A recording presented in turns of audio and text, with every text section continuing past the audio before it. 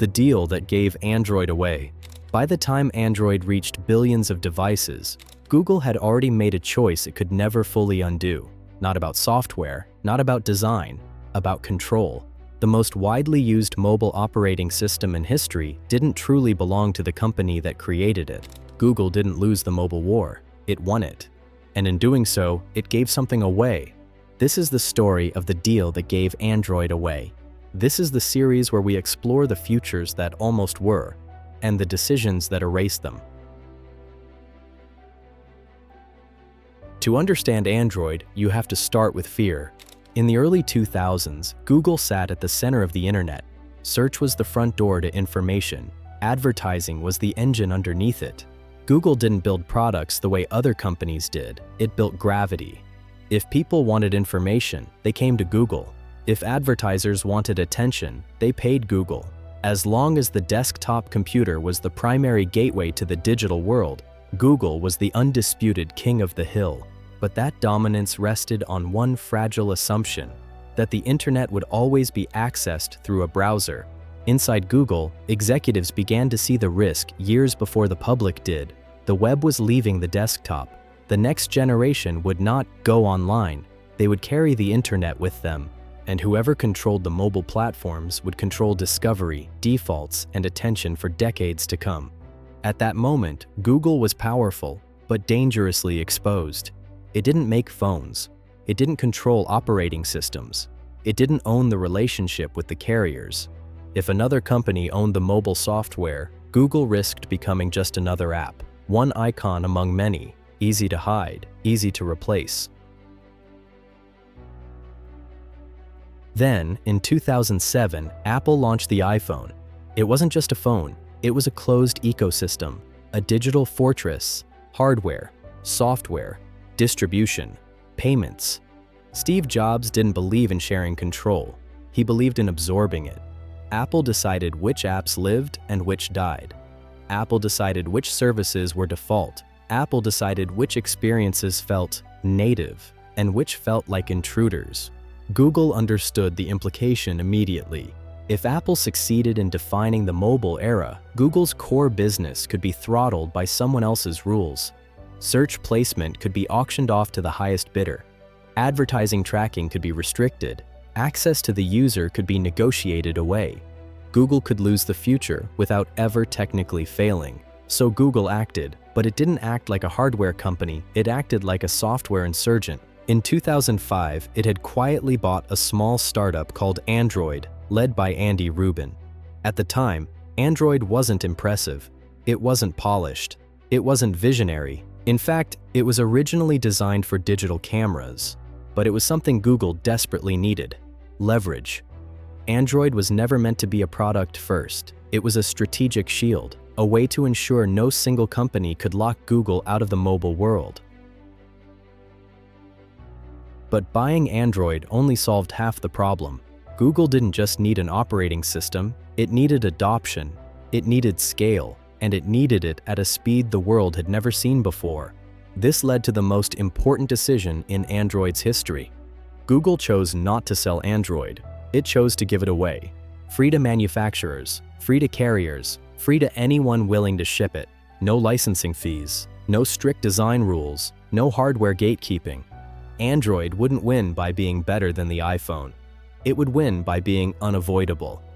Google wasn't trying to own the future. It was trying to stop anyone else from owning it. The effect was immediate and chaotic. Manufacturers embraced Android because it removed their dependence on Microsoft or their own failing software.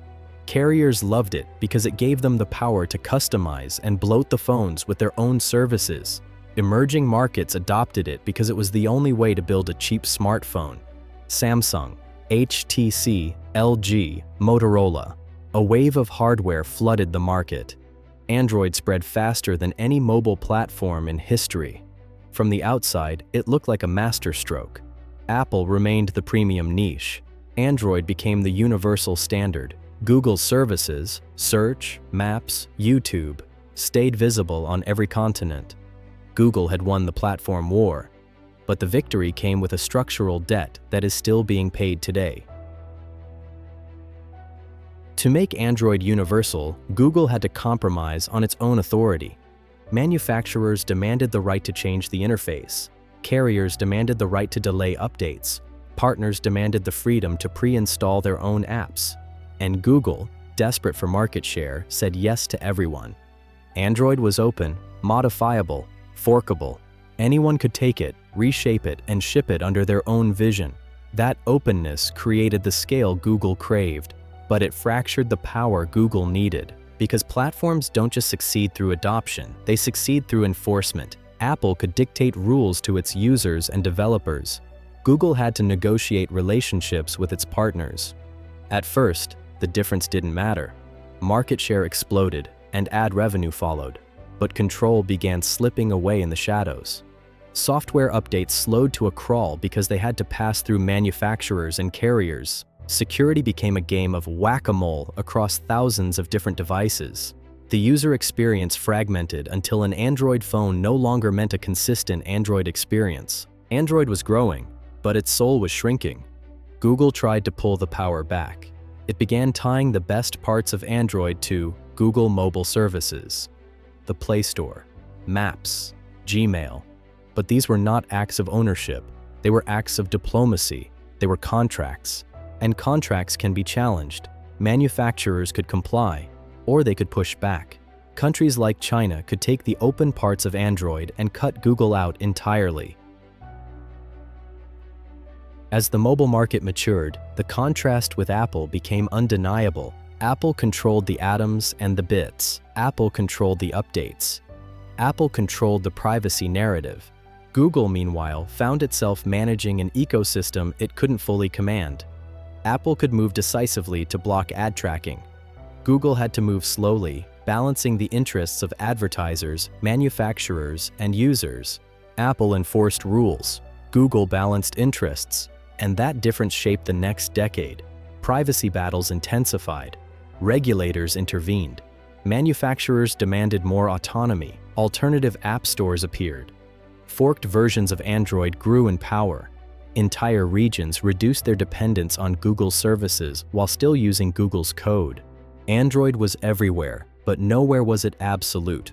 Google had achieved scale, but forfeited sovereignty. This wasn't a mistake, it was the cost of the original deal. By giving Android away, Google guaranteed its own survival. It avoided the fate of being a feature on someone else's phone, but it also guaranteed a state of permanent compromise. Every policy change now requires a summit. Every strategic shift risks a rebellion from partners. Every attempt to tighten control threatens the very ecosystem that made them dominant. Android could not be closed now without breaking the very thing that made it succeed. The system was too shared, too distributed, too big to be told what to do.